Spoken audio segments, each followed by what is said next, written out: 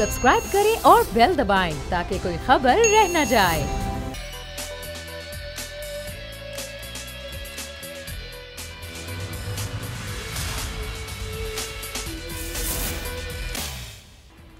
अस्सलाम वालेकुम, आप देख रहे हैं प्रोग्राम आज की ताज़ा खबर। मैं हूं अरबाब जहांगीर। नाज़रीन, अब से कुछ देर पहले वज़ीर आज़म पाकिस्तान इमरान खान की ज़ेर सदारत बड़ा ही अहम इजलास जारी था, जो कि ग़ालिबन अभी भी जारी है, और उसमें एक चंद अहम फैसले किए जा रहे हैं, जिसमें सबसे अहम फैसला स्मगलिंग की रोकथाम से मुताल्लिक है, जिसके लिए अब 48 घंटे की मोहलत वज़ीर आज़म ने दी है कि FIA और दीगर इदारे मिलकर इसकी रोकथाम करें, इससे मुताल्लिक इक़दाम उठाएँ, और उन इक़दाम से मुताल्लिक वज़ीर आज़म को भी 48 घंटे में रिपोर्ट पेश की जाए। क्रैक डाउन करने का उन्होंने हुक्म दिया, और साथ ही साथ एक बार फिर महंगाई पर काबू पाने की भी उन्होंने बात की है। कुछ दीगर मौज़ूआत पर भी प्रोग्राम में बात करेंगे। कराची में जहरीली गैस के अखराज का मामला है।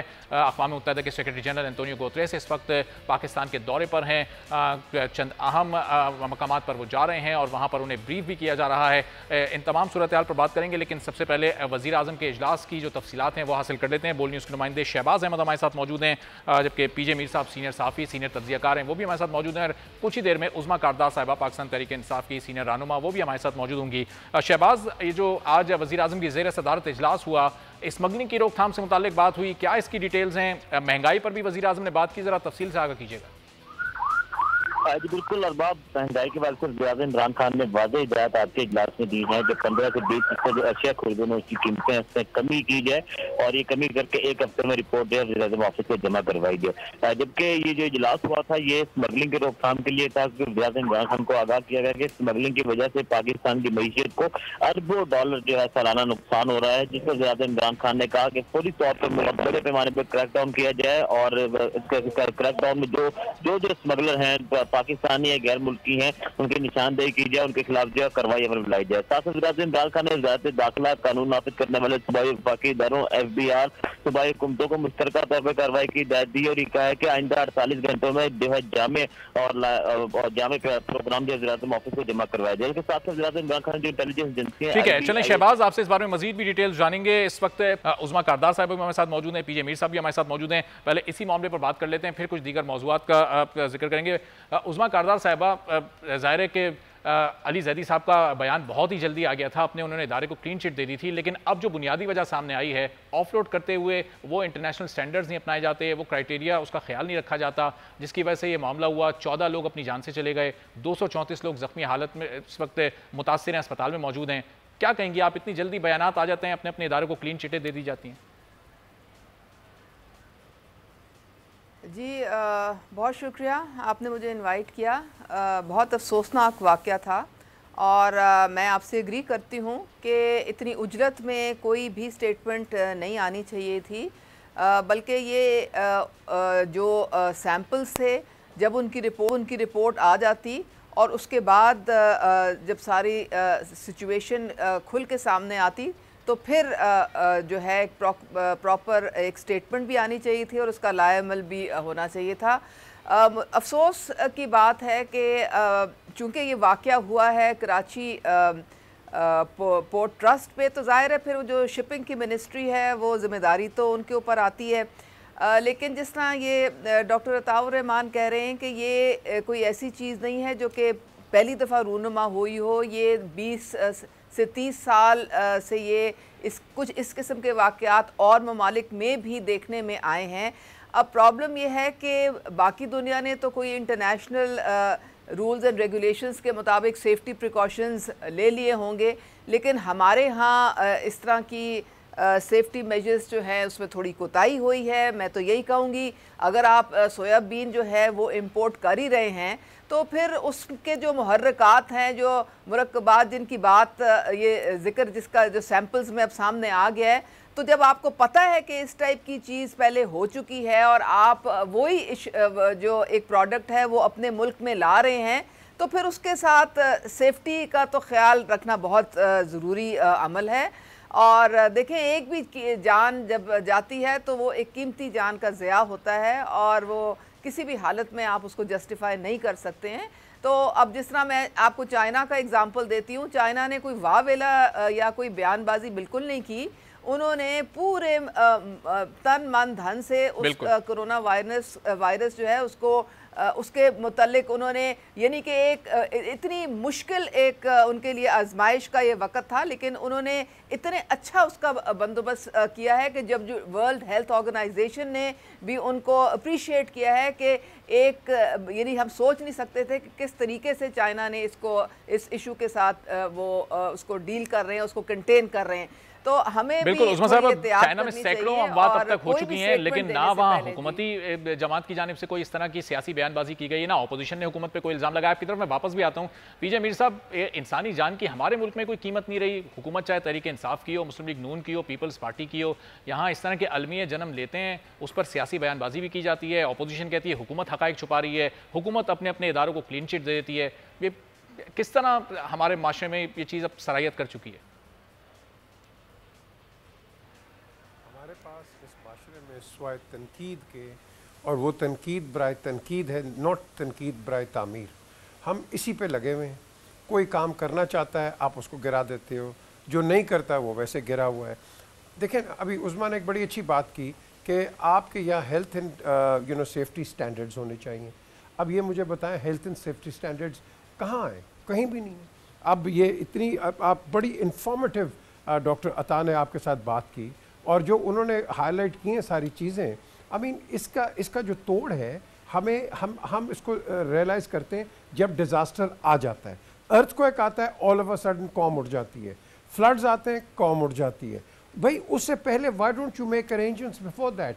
एपिडेमिक को बता के तो नहीं आता ना, या किसी को हार्ट अटैक को बता के तो नहीं होता। तो you should be prepared for all of that.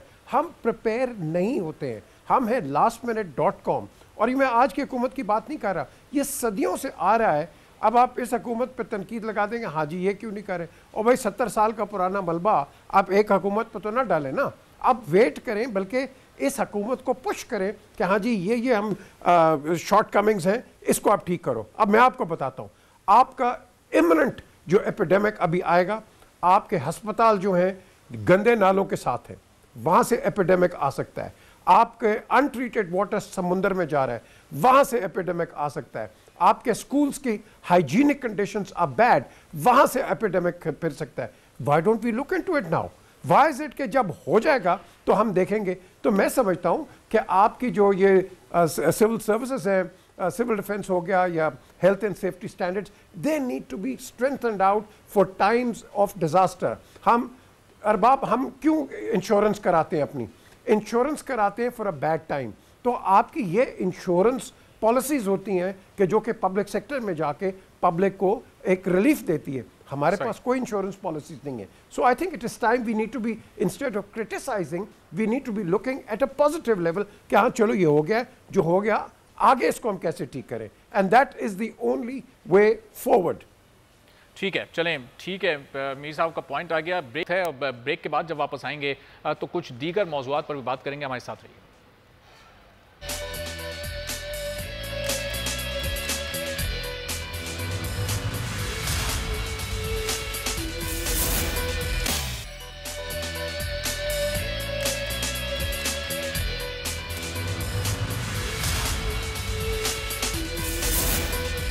Programme में एक बार फिर आपको खुशामदीद कहेंगे। प्रोग्राम के आगाज़ में बात कर रहे थे कि वज़ीर आज़म की ज़ेर सदारत जो इजलास हुआ, उसमें स्मगलिंग की रोकथाम से मुताल्लिक अहम फैसला किया गया। वज़ीर आज़म ने इदारों को हिदायत की है कि क्रैकडाउन किया जाए और स्मगलिंग को मुकम्मल तौर पर रोका जाए, और 48 घंटे में FIA और दीगर इदारे इस सिलसिले में जो इक़दाम उठाएँ उनको रिपोर्ट भी पेश करें।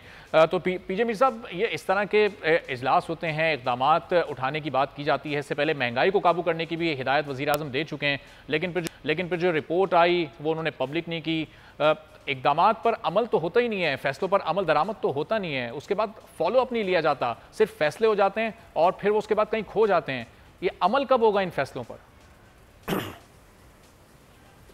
ये देखें अरबाब, बात ये है कि ये जो वज़ीर आज़म आए हैं, इनकी नीयत पे तो कोई शक कर ही नहीं सकता। एक अनफॉर्चुनेटली ये जो लोग जिनकी हम बात कर रहे हैं, जो महंगाई को नीचे से कंट्रोल नहीं करते, अब ये वज़ीर आज़म का काम क्या है? देखें ना, इजलास में कहेंगे ये मत करो, वो उसको ठीक करो, इसको ठीक करो।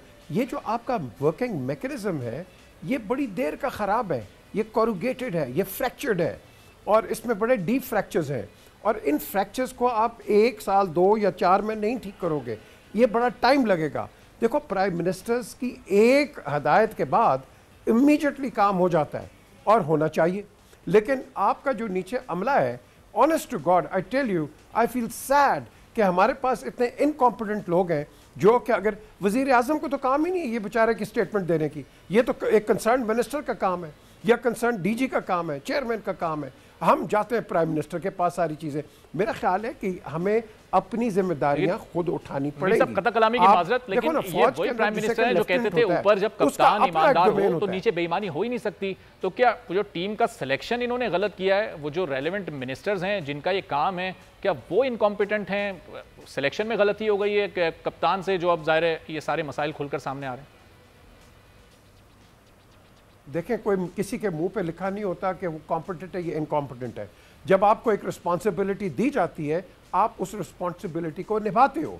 अब बाद में अगर पता चलता है कि वो आदमी ठीक नहीं है, तो what the prime minister is doing कि वो तो ही sidelining them, so that's fine enough. लेकिन that is not the solution. Solution हमें लॉन्ग टर्म देखना है ना। हमने तो आज से 50 साल आगे सोल्यूशन देखना है कि क्या हमारे पास सिस्टम्स हैं। हमारे पास हर सिस्टम मौजूद है, सिर्फ आपकी प्रॉब्लम जो है पाकिस्तान के अंदर वो मैनेजरियल प्रॉब्लम है। मैनेजरियल प्रॉब्लम है और इम्प्लीमेंटेशन की। हम मैनेज नहीं करते, उसके बाद जो ऑर्डर्स आते हैं उसको जल्दी से इम्प्लीमेंट नहीं करते। इसीलिए तो वो ये बार बार कहते हैं ना कि ईज ऑफ डूइंग बिजनेस। और भाई ease of doing business great, but these people are not letting it happen. ये आपके मैंने आपको कहा है ना कि यहाँ आपके पास तीन चिट्टें, 2 टेलीफोन कॉल, 4 सिफारिशें ना हो, आपका काम नहीं होता। और ये आज की नहीं है, ये चलता आ रहा है। तो इस गंद को हमने ग्रेजुअली लॉन्ग टर्म इस पर सोच रख के इसको ठीक करना है। वरना पाकिस्तान के अंदर किसी चीज़ की शॉर्टेज नहीं है। We are all equipped, we can do it, but at the end of the day ये कुछ आम आदमी पे भी कुछ जिम्मेदारी है ना।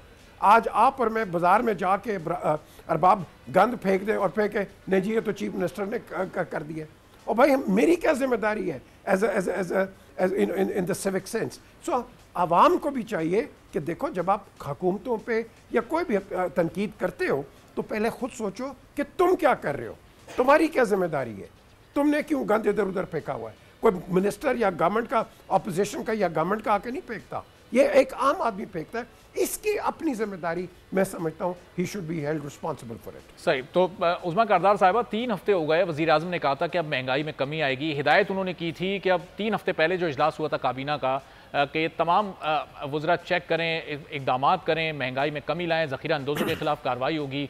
वो कौन से मुल्क के ज़िले में, किस शहर में महंगाई में कमी हुई? आज स्मगलिंग से रोकथाम से मुतालिक फ़ैसला हुआ है, अगली काबीना के इजलास में कोई नया फ़ैसला हो जाएगा, उस पर बात होगी। ये पुराना फ़ैसला फिर कहीं रद्दी की टोकरी में चला जाएगा। ये जब फैसले होते हैं तो उन पर अमल दरामद क्यों नहीं होता? ऐसी कोई बात नहीं है। जो प्राइम मिनिस्टर ने प्राइस कंट्रोल के लिए जो मेजर्स लिए हैं और जो अनाउंस किए हैं, 15 अरब रुपए का जो पैकेज है वो बिल्कुल उसकी इम्प्लीमेंटेशन जो है वो शुरू हो गई है। और शुरुआत यूटिलिटी स्टोर से की गई है।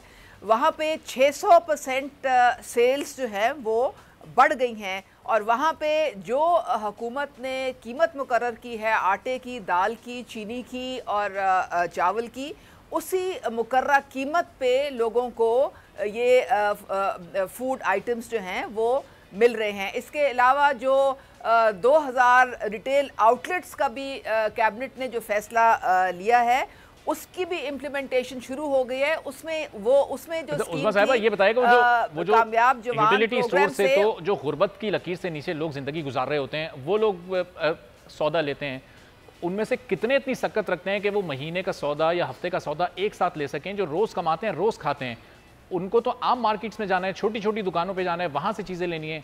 वहाँ पर ये कंट्रोल कब होगा प्राइस? देखें, आप वो बात करें जो डूएबल है। इस वक्त इमीडिएट रिलीफ चाहिए था। जो महंगाई जो इस वक्त जिसका इदराक सबसे ज़्यादा प्राइम मिनिस्टर को है, इमीडिएट रिलीफ के लिए उन्होंने इमीडिएट मेजर्स जो लिए हैं, उसमें आप जो एक मार्केट प्राइसेस जो है वो प्राइवेट सेक्टर में आप उस तरह से नहीं कंट्रोल कर सकते हैं। आप वो पहले कंट्रोल कर सकते हैं जो आपके हाथ में है, जो हुकूमत का एक इदारा है, उसके थ्रू आप इमीडिएट रिलीफ पहुंचा सकते हैं। और यही आपको जो एक सिलसिला है आपको लंगर खानों में भी मिलेगा और आपको शेल्टर होम्स में भी मिलेगा। देखें, एक होती है लॉन्ग टर्म प्लानिंग, एक होती है शॉर्ट टर्म। ये सारे शॉर्ट टर्म इमीडिएट मेजर्स हैं, इमीडिएट रिलीफ के लिए।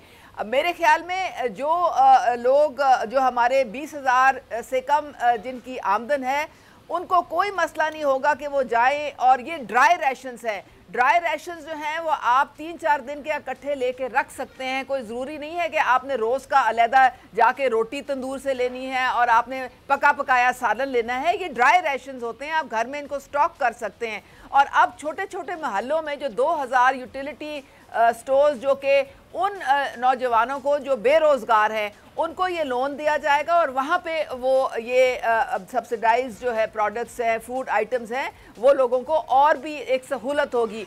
फिर 5 अरब जो है उसमें जो फूड राशन कार्ड्स हैं उसका इजरा होगा इंशाल्लाह रमज़ान में और उसके भी समरात लोगों को आहिस्ता आहिस्ता पहुंच रहे हैं। आप सेहत सहूलत कार्ड को क्यों भूल जाते हैं? वो इतनी बड़ी सहूलत है जो कि प्राइम मिनिस्टर ने अभी जो लाहौर में भी उसका इफ्तिताह किया है और 72 लाख ऐसी फैमिलीज हैं जिनको ये कार्ड मिल जाएगा। केपी में तो सारों को मिल चुका है और यही अब पैटर्न जो है पंजाब में, यानी कि 7,20,000 एक फैमिली जो है कहीं भी जाके अपना इलाज, 400-500 रुपए रोज कमाने वाला है वो कुछ खाएगा तो बीमार होगा, बगैर खाए तो किसी को बीमारी भी नहीं होती, बीमार होगा तो सेहत कार्ड के जरिए जाके इलाज कराएगा। तो इसीलिए तो इमीडिएटली जो खाने की जो इजनास है सबसे पहले उस पर हमने जो है एक लाए अमल तैयार किया है और इमीडिएट मैं आपको बता रही हूँ 600% आपकी सेल जो है वो बढ़ गई है यूटिलिटी स्टोर्स में। लोगों ने जाके लेना शुरू कर दिया है, उनको पता है कि हमें यहाँ पे हुकूमत की एक तयशुदा जो कीमत है उसके मुताबिक ये चीज़ें मिलेंगी। और आपको पता है सिटीजन्स पोर्टल है, सीएम की कंप्लेंट सेल है, फौरन आप वहाँ रजिस्टर कराएं और आप कॉल करें। ठीक है, आपको पॉइंट आ गया। उसमें साहब ब्रेक से पहले एक और बड़े अहम मामले पे मुझे बात करनी है। मीर साहब और आपका भी इस पर टेक लेना है। जी उसमें साहब आपकी तरफ मैं वापस भी आता हूँ। मीर साहब से जरा मुझे बात करनी है कि मरियम नवाज जो कि बाहर जाने की इस वक्त कोशिशें कर रही हैं, अब इनमें 24-25 तारीख को समाअत होनी है, उनकी दरख्वास्त सुनी जानी है, आज भी सुनी गई लेकिन उस पर फैसला नहीं हो सका। तो मीर साहब क्या आपको लग रहा है लाहौर हाईकोर्ट से नून लीग को माजी में बड़ा रिलीफ मिलता रहा है, मियाँ साहब भी उसी फैसले के बाद बाहर गए, लग रहा है कि मरियम भी बाहर जाने में कामयाब हो जाएंगी? देखें ये बेल पे हैं, गवर्नमेंट पे है कि इनको ECL पे अगर नहीं को ऑब्जेक्शन करती तो बेल पे हैं। बेल तो फिर आप कहीं भी जा सकते हैं बिल्कुल, अगर वो जाना चाहें और उनके पास एक लीगल स्टैंडिंग है तो आई थिंक लीगल स्टैंडिंग अगर है तो then she should be allowed to गो।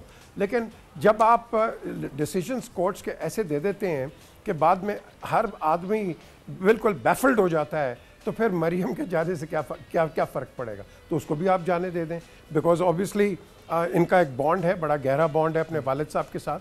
तो और जो कंडीशन है नवाज शरीफ की, in all fairness it's not in a good condition at all. और यही मैं आपको कहूँगा आसिफ जरदारी की भी इतनी अच्छी कंडीशन नहीं है, he is in a very very bad shape. The question is कि आपके पास अगर लीगल रिलीफ है कोई और पॉलिटिकल विक्टिमाइजेशन नहीं है तो then I think one should be fair. One should be totally fair and if they can afford it, चलें let them get on with it. Point आपका आ गया। उस्मा कारदार साहिबा से इस पर हुक जानेंगे लेकिन एक ब्रेक के बाद वापस आते हैं।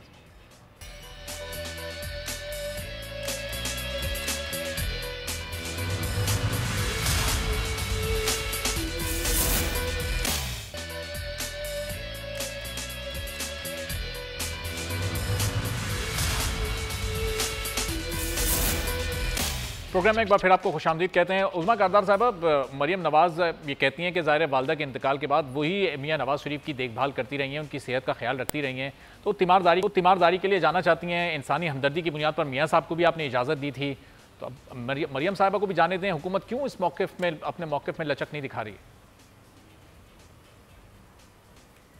देखिए जी, बड़ी ये कौम सारी हैरान है कि हमें पहले तो ये बताया गया था कि जी पाकिस्तान में मियाँ साहब का इलाज ही नहीं हो सकता है, इनका तो इलाज सिर्फ बैरून मुल्क होगा।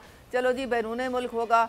अब पता चलता है कि लंदन में एक भी डॉक्टर नहीं है, सारे डॉक्टर लंदन के फेल हो गए, इलाज एक ही डॉक्टर उनका कर सकती है और वो मरियम नवाज साहिबा है। तो अगर मरियम नवाज साहिबा ने ही इलाज करना था मियाँ नवाज शरीफ का तो फिर उनको बाहर जाने की क्या ज़रूरत पड़ी थी? और दूसरी बात जो अब मुझे जो समझ आती है और जो कौम भी समझने की कोशिश कर रही है, यहाँ तो जो भी बताया गया था वो आपके अपने मिनिस्टर ने बताया था। यास्मीन राशिद साहिबा ने अपनी प्रेस कॉन्फ्रेंस में सारी डिटेल्स बताई थी मियां साहब की हालत से मुताल्लिक।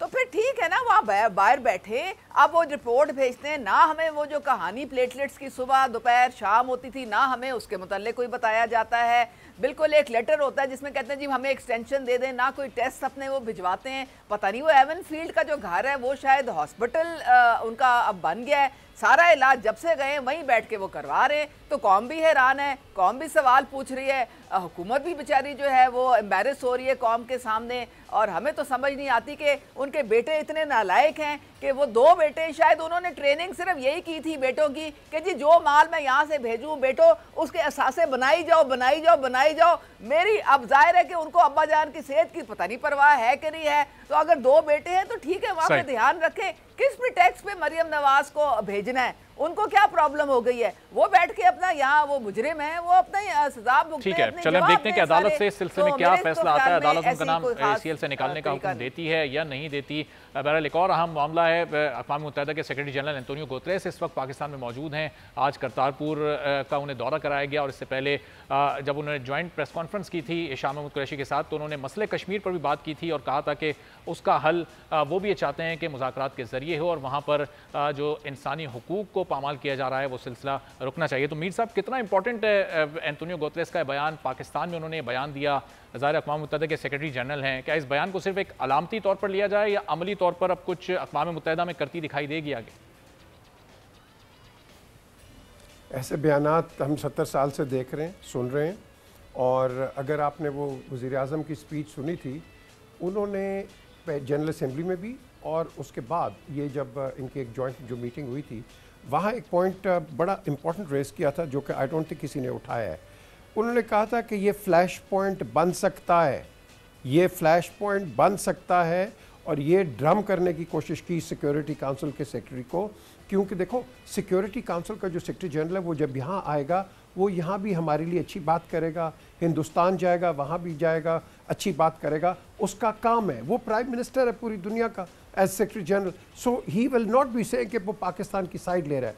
हम ये बात सिर्फ कह रहे हैं जो कि सेनेटर रहमान मलिक ने भी बड़ी अच्छी बात की कि देखो इनफ इज़ इनफ, तुम सैंक्शंस डालो, ये जो ह्यूमन राइट्स वायलेशंस हो रहे हैं एक्शन दो, हो जाएगा, कर देंगे, करना चाहिए। That is not what Pakistan is looking for.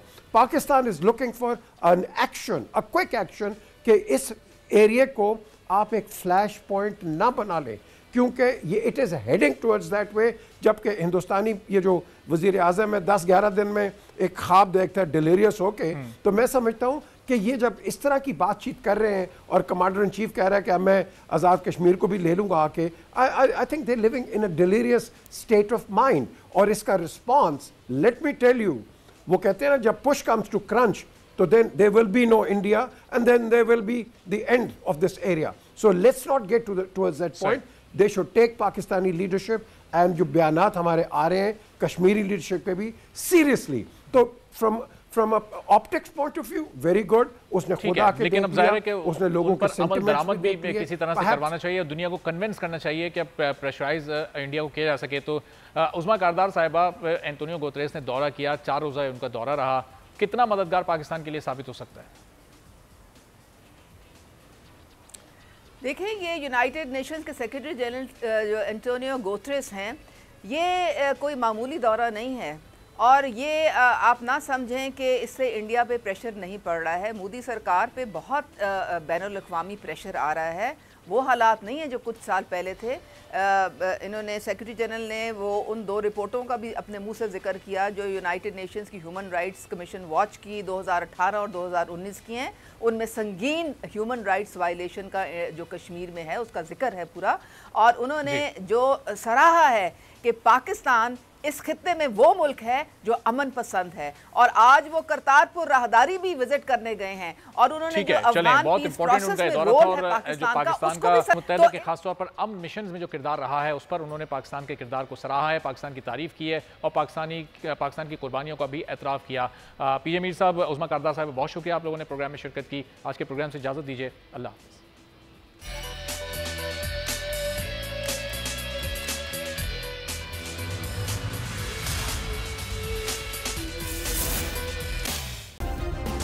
Subscribe करें और बेल दबाएं ताकि कोई खबर रह न जाए।